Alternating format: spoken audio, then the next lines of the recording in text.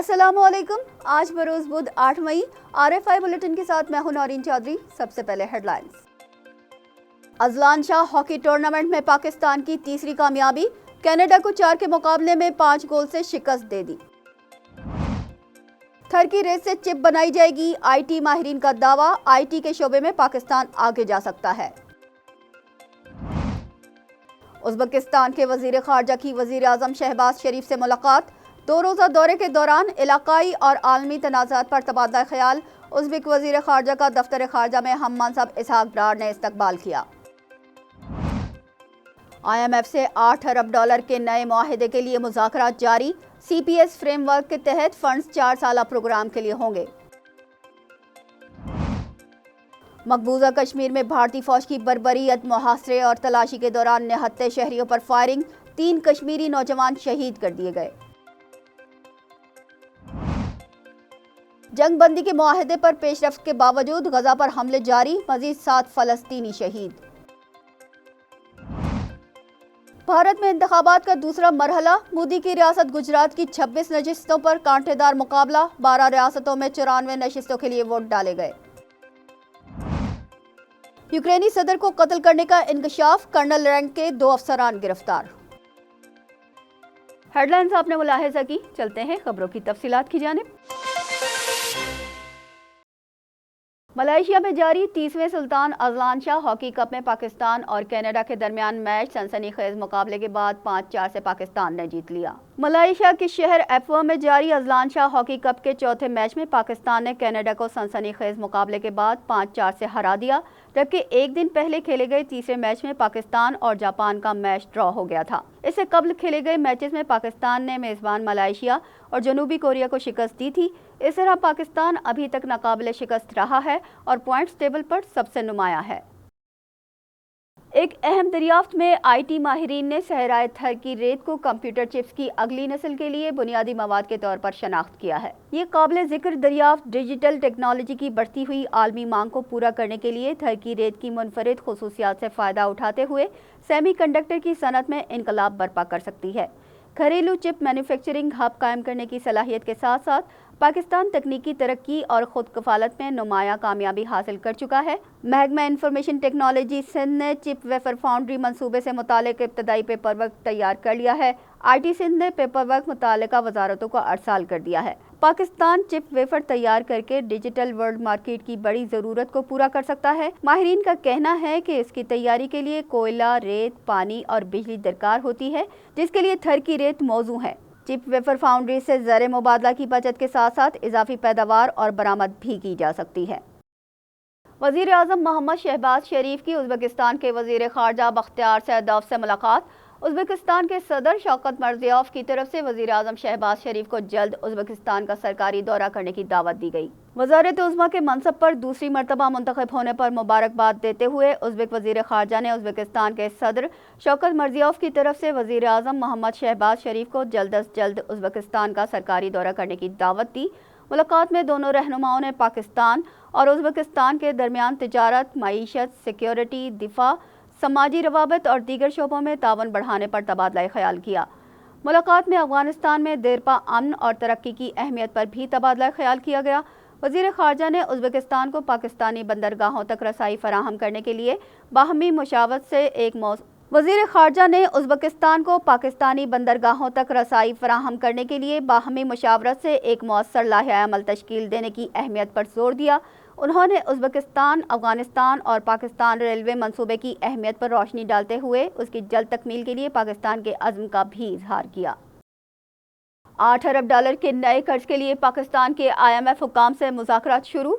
CPS programme के तहत मुद्दत 4 साल होगी। आलमी वाजबात की बरवक्त अदायगी और ज़र मुबादला के ज़खायर बढ़ाने के लिए हुकूमत ने IMF को $8 अरब के नए कर्ज की दरख्वास्त दी थी। CPS प्रोग्राम के तहत $8 अरब किस्तों में 4 साल तक दिए जाएंगे। पाकिस्तानी हुक्काम के IMF से मुज़ाकरात जारी हैं। CPS फंड्स का प्रोग्राम 2022 से 2026 तक का था, लेकिन इंतखाबात के बायस ताख़िर का शिकार हुआ। IMF ने नए प्रोग्राम के लिए निगरान के बजाय मुंतखब हुकूमत से मामलात तय करने को तरजीह दी। पाकिस्तान वजारत ख़जाना के हुक्काम के मुताबिक मामलात आइंदा 1 से 2 माह में तय हो जाएंगे। مقبوضہ کشمیر میں بھارتی فوج کی بربریت سے مزید 3 نوجوان کشمیری شہید ہو گئے۔ کشمیر میڈیا سروس کے مطابق ضلع کلگام کے علاقے ریڈونی میں تلاشی کے بہانے علاقے کو گھیرے میں لے لیا گیا۔ اس دوران علاقہ مکینوں نے مزاحمت کی، جس پر بھارتی فوج کی فائرنگ سے 3 نوجوان شہید ہو گئے، جبکہ 2 رہائشی عمارتوں کو بھی مسمار کر دیا گیا۔ پونچھ، راجوڑی، ادھم پور اور ڈوڈا اضلاع کے مختلف علاقے چوتھے روز بھی محاصرے میں رہے۔ ضلع بارہمولہ میں ایڈیشنل سیشن کورٹ کے حکم پر کشمیریوں کی 13 کنال کی اراضی ضبط کر لی گئی۔ بھارتی فوج مقبوضہ وادی میں مسلسل نہتے شہریوں کو شہید کر رہی ہے اور اب کشمیریوں کی جائیدادیں بھی ضبط کرنا شروع کر دی ہیں۔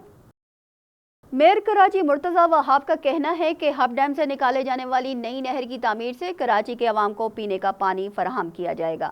کراچی میں واٹر اینڈ سیوریج بورڈ کے دفتر میں پریس کانفرنس میں میئر کراچی نے کہا کہ ہب ڈیم سے نئی نہر نکالنے میں 12 ارب روپے کی لاگت آئے گی۔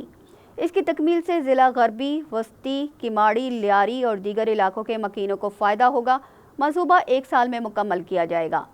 K4 منصوبے کے لیے 77 ارب روپے کی منظوری لی جا رہی ہے۔ سندھ حکومت ایکنک کو درخواست بھیج چکی ہے۔ میئر کراچی نے کہا کہ کراچی کے عوام سے کیے گئے وعدوں کو پورا کیا جائے گا۔ بلوچستان کے ضلع یوب میں سیکیورٹی فورسز کی کارروائی، 5 دہشت گردوں کو ہلاک کر دیا گیا۔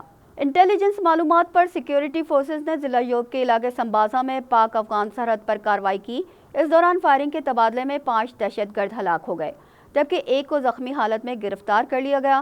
مارے گئے دہشت گرد شرپسندی کی مختلف وارداتوں خصوصاً سیکیورٹی فورسز پر حملے میں ملوث تھے۔ دہشت گردوں کے ٹھکانے سے بھاری مقدار میں اسلحہ اور گولہ بارود بھی برآمد کیا گیا۔ پاکستان اور افغانستان کے درمیان بارڈر کراسنگ چمن پر نئے ویزا قوانین کے خلاف ہونے والے مظاہرے پرتشدد ہو گئے، جس کے نتیجے میں مبینہ طور پر ایک شخص ہلاک ہو گیا۔ مقامی افراد، تاجر اور سیاسی جماعتیں اکتوبر 2023 سے چمن میں نئے ویزا نظام کے خلاف احتجاج کر رہے ہیں، جس کے تحت افغانستان سے صرف درست پاسپورٹ اور ویزے کے ساتھ داخلے کی اجازت ہے۔ حکام کے مطابق گزشتہ کئی مہینوں سے مظاہرین کو احتجاج کرنے کی اجازت دی گئی ہے، لیکن رواں ہفتے انہوں نے حملہ کرتے ہوئے سرحد کے قریب FC چیک پوسٹ میں داخل ہونے کی کوشش کی تھی۔ انہوں نے بلڈنگ کو گھیر لیا اور پتھراؤ بھی کیا، جس کے نتیجے میں کچھ سیکیورٹی اہلکار زخمی ہو گئے۔ احتجاج کرنے والوں کا دعویٰ ہے کہ سیکیورٹی فورسز نے مظاہرین پر فائرنگ کر دی، جس کے نتیجے میں 2 افراد ہلاک اور 20 سے زائد زخمی ہوئے۔ تاہم حکام نے 1 موت کی تصدیق کی ہے۔ سرحدی علاقے میں جھڑپوں کے سبب گزشتہ 4 روز سے صورتحال کشیدہ ہے۔ مظاہرین نے passport office, custom office, NADRA office, deputy commissioner complex اور FC قلعہ کے دروازے بھی بند کرنے پر مجبور کر دیا ہے۔ چمن پریس کلب کے گیٹ کو بھی تالا لگا دیا گیا ہے۔ صوبہ سندھ کے شہر کراچی میں شدید گرمی کی لہر جاری ہے۔ شہر قائد میں درجہ حرارت 38 ڈگری تک جانے کا امکان ہے، جبکہ گرمی کی شدت 42 ڈگری تک محسوس کی جائے گی۔ محکمہ موسمیات کے مطابق شہر قائد میں سورج اپنی پوری آب و تاب پر ہے۔ مرطوب موسم کے باعث گرمی کی شدت بڑھ گئی ہے۔ کراچی کا موجودہ درجہ حرارت 29 ڈگری سینٹی گریڈ ہے، جبکہ ہوا میں نمی کا تناسب 77% ہے۔ محکمہ موسمیات کے مطابق شہر بھر میں مغربی سمت سے 7 کلومیٹر فی گھنٹہ کی رفتار سے ہوائیں چل رہی ہیں۔ آئندہ 24 گھنٹوں کے دوران موسم گرم اور انتہائی مرطوب رہے گا، جبکہ لاہور میں بھی بدترین گرمی جاری ہے۔ غزہ میں بمباری سے مزید 5 بچوں سمیت 7 فلسطینی شہید ہو گئے۔ 7 اکتوبر سے جاری حملوں میں شہید فلسطینیوں کی تعداد 34,500 سے زیادہ ہو چکی ہے۔ دوسری جانب ترجمان امریکی وزارت خارجہ میتھیو ملر نے کہا ہے کہ اسرائیل غزہ میں امداد کے لیے کرم ابو سالم کراسنگ کھولنے پر رضامند ہو گیا ہے۔ اسرائیل کی جانب سے کہا گیا ہے کہ غزہ کے ساتھ کرم ابو سالم کراسنگ کھول رہے ہیں، جہاں مصر سے آنے والے امدادی ٹرکوں کی چیکنگ جاری ہے۔ غیر ملکی میڈیا کے مطابق اس کراسنگ کو اتوار کو بند کر دیا گیا تھا۔